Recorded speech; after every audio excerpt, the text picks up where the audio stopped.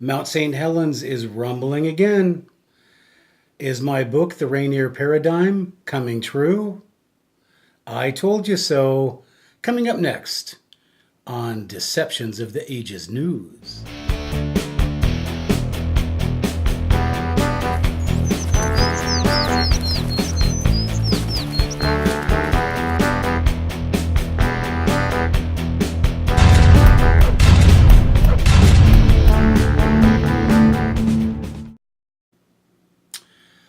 Mount St. Helens is rumbling again with 40 earthquakes since New Year's Day. This article in Forbes magazine by Trevor Nace. Since New Year's Day, Mount St. Helens has experienced 40 earthquakes within its vicinity as aftershocks continue every few hours. The most powerful earthquake was a magnitude 3.9 that occurred around midnight, West Coast time, about 5 miles from Mount St. Helens and 23 miles from the town of Morton.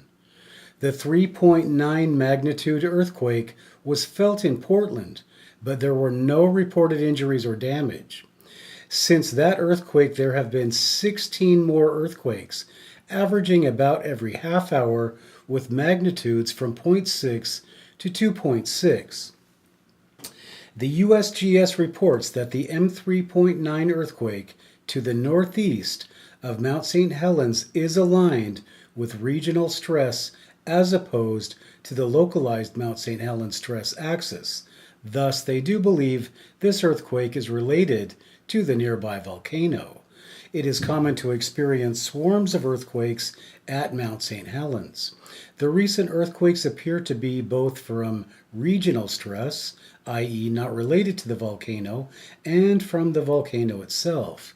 In both cases, this is not a sign of an impending eruption. The earthquakes are a result of an active volcanic system and movement along regional stress fields. Mount St. Helens is most commonly known for its major eruption in 1980, the deadliest and most economically damaging volcanic event in the history of the United States. The stratovolcano is situated just 96 miles from Seattle and 50 miles from Portland, making an eruption especially dangerous. While Mount St. Helens hasn't had a large eruption for the past almost 38 years, there have been smaller eruptions as recently as 10 years ago. It is still considered an active stratovolcano by geologists. In fact, Mount St. Helens is considered a relatively young volcano, forming in the past 40,000 years, and has been the most active volcano in the Cascade Range within the past 10,000 years.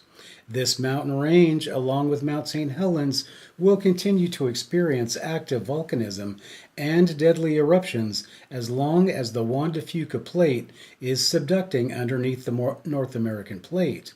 The dense, relatively thin, and low-lying Juan de Fuca plate is being pushed against and under the thicker and less dense North American plate.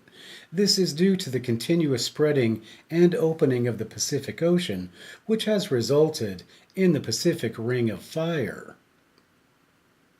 While the recent earthquakes may make residents nearby Mount St. Helens uneasy, there is no immediate danger of an eruption. However, this is another sign why we need constant volcano and earthquake monitoring.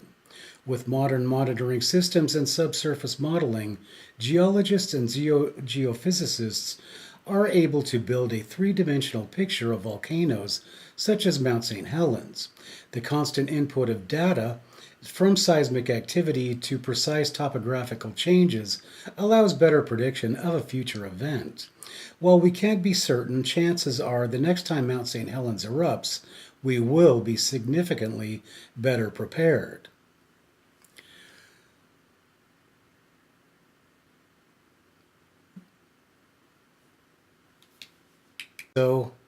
But if you look at the Rainier Paradigm, you're going to see I was probably right.